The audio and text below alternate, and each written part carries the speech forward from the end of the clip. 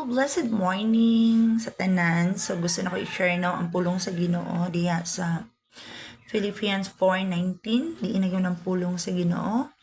And my God shall supply all our needs according to His riches and His glory in Christ Jesus.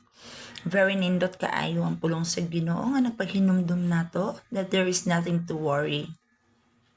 And if we believe that God owns everything, and if we believe that God is siya ang nagmugna ni ining tanan, and He is so powerful, and He is a good God and a loving Father, therefore, walay angay natong ikahadlok ikabalaka kung unsa man ang atong mga panginahanglanon for today. Ang Ginoo mag-meet ni ana, ang Ginoo mag-provide ni ana, kaya ang provision sa Ginoo is sufficiente kaayo sa atong matag adlaw na pagkinabuhi.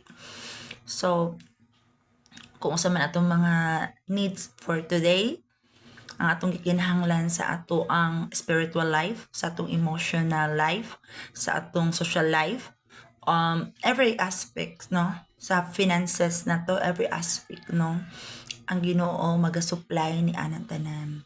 Ug ang gusto lang sa Ginoo is dili ta masubra kahadlok ka mabalakon, kay ang Ginoo nagpasalig na siya maga-provide sa atong mga panginahanglanon, and all we have to do is maghimot ang kampante, mulihok ta, kay ang Ginoo magpanalangin.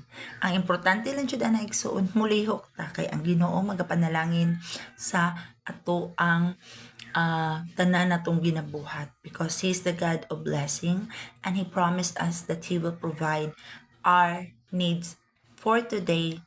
And God bless sa tanan.